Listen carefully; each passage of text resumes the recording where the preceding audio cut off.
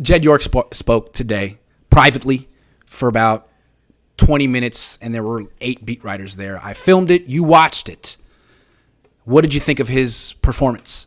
You covered this man. I did. I know him. Well, I'll say this. He's a lot more polished than he used to be. The beat writers had him up against a wall with a lot of ivy. It was like he was in Wrigley Field, Yes. you know? Yes, And yes. he was back up against the wall, which was very interesting. Sort of he had his back against the wall. He did. And they asked him, the usual stuff now about Trey and Brock and blah, blah, blah, blah, blah, and a lot about are they going to get a Super Bowl and, at that stadium. We're always trying to improve our stadium. But anyway, he used to not have much of a presence. Now he's a grown-up. He was very polished in what he said. Yeah. And he was generous in his answers. He wasn't in a hurry to leave, all of that. So in that regard, Used your name, gave you eye contact, said my name. he said your name. He He did. must really like you because you're my son. I'm Clearly. sure Clearly. Yeah, but he said your name. That's funny. Okay. But now, a couple of things. Do I think he's a good guy? I would have to say I don't know the answer to that. I know people in government, some people in Santa Clara have had a lot of problems with him. And there's been lawsuits, and it's been very ugly down there. I'm not privy to it. I don't cover it anymore, but that makes me pause a little bit. But one other thing, and this struck me about him.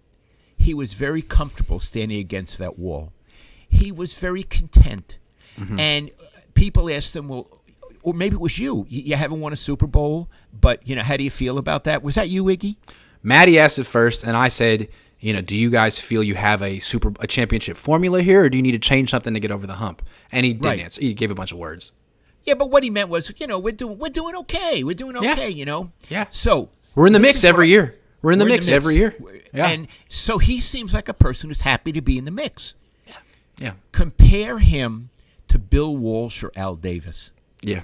If someone said to Al, especially when he was younger and he was good at what he did and the team was good, Al, are you content to be in the mix? Al would have grabbed that person by the throat and choked him to death. Literally. Would have choked him to death. Yes. So, no, you got to win the Super Bowl. You don't want to be in the mix. You want the mix behind you. That's right. And Bill would have probably got apoplectic. He would have been sarcastic. Yes. Eddie and Al in that situation, if they had been at that owners' meetings coming off a stretch where they were, in the mix 3 years out of 4 and didn't get a Super Bowl, they would have been agitated. You would have seen it all over their face and their body language. Jed was so comfortable. Yeah, Eddie would have been pacing back and forth. He would have been pacing back and forth. And what I noticed is Jed is polished, but he doesn't have any fire. There's no fire in his personality. Eddie was fire.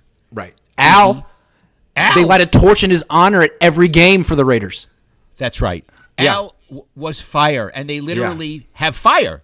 Eddie was fire. Bill, underneath the calm exterior, was fire.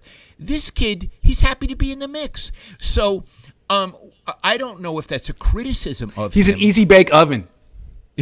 I like it. He's an easy bake oven. He gets up to like 150. You know what I mean? Not enough to actually burn anyone. Toddlers can play with it. Oh, jeez. Sorry.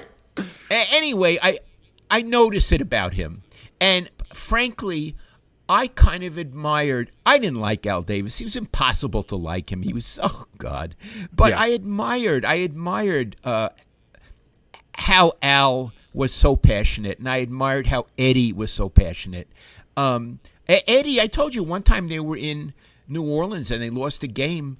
Eddie was so angry, he threw a bottle or something through a Coke machine. He broke the Coke machine as far as I remember, he broke the Coke machine in the locker room. Eddie, if you didn't, I'm sorry. And according to what Bill told me, he fired him in New Orleans, but he hired him back the next morning. And again, Eddie, if it's wrong, I'm sorry, but that's what Bill told me.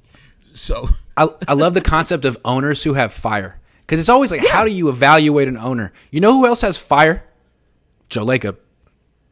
Oh, boy. when Joe Lacob took over the Warriors, I got a one-on-one with him. He was very generous with his time. Yeah. I assume he still is. And he said, Lowell, I like to fire people. He told me that. He said, I got a lot of people here now that I inherited. I'm going to fire a lot of them. He said, I have no trouble firing people. I want to have the best people. And I thought, good for you, Joe. And look what? He got 4 championships out of it. Yeah. Yeah. Meanwhile, the Niners are a family. They're not an organization. They're not a business, Dad. They're more than that. They're a family. And the thing that matters the most is the humanity. Oh, boy. I know. Oh, boy. Tony says, I think Kyle Shanahan ego gets in the way of the Niners signing a vet like Tom Brady or trading for Aaron Rodgers. The Niners could have had Aaron Rodgers for those picks spent on Trey Lance. What they kept saying was they don't want to spend money on a quarterback. That's their new thing. They don't want Lamar Jackson. They want a cheap quarterback so they can spend on all the other positions, which is, I get it, but I don't know that you're going to win a Super Bowl not spending on quarterbacks and offensive line. I don't know. Okay. We'll see.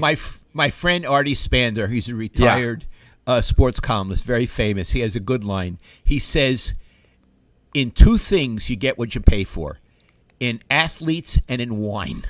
In athletes and wine. If you pay a little bit, you're probably going to get a shitty wine and a shitty athlete. If you pay a lot, you're going to get a great bottle of Bordeaux and you're going to get Joe Montana. So at some point, you got to say, we may have to spend on a quarterback. Yeah, and with Brock, I mean, what is the future? Is it going to age? Or are we talking a Beaujolais? Is that a Beaujolais? Right, is that a Beaujolais? Yeah. Oh, Iggy. See, Iggy knows his wine. A Beaujolais, you drink them right away. A Burgundy, you want to age maybe 10 years. Look at Brock. you. Brock is the Niners franchise quarterback. You know who he reminds me of? Peter Pan. Oh, I love it. Tell me why. He's Peter Pan. He looks like Peter Pan. Peter Pan is like he's stuck between adulthood and adolescence, right?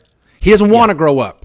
And so he goes to Never Never Land. He leads all. He's the leader. He's the leader of the kids, and he sings and dances and jumps around, and he's nimble and stuff. He's Peter Pan. They got Peter Pan at quarterback, Dad. Excuse me if I'm a little skeptical that Peter Pan is going to be a franchise quarterback. I'm sorry. Now, I'll take Peter Pan over Zoolander, which was the previous quarterback, but come on. Okay, I don't want to do this, but we could extend the metaphor and say, who's Tinkerbell? Who's Captain Hook? But let's not. Let's not do we might get sued. How are Jed's shoes today? Extremely expensive. You said another thing. He's polished. His shoes. His clothes. He used to not polish his shoes. Yeah, his clothes fit him now. He's very well dressed. I think that's he had a good haircut. Great haircut. Yeah, great. I saw that. I think that's why he likes hanging around John and Kyle. They're very well dressed too. Kyle. Well, yeah. And Tony says, "Hold on. I'm not done." Kyle looks like he just climbed out of the hamper. Well, this morning he did. No, usually.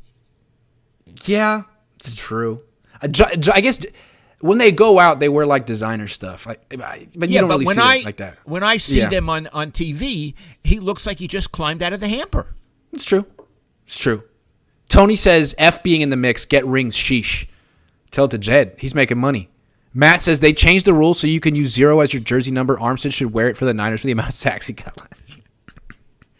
Oh, Armstead's a great player, Iggy. He's so good. Next question. They had all 32 owners get together from all over the country in one spot so they could enable players to wear the number 0. What an accomplishment. What a use of time.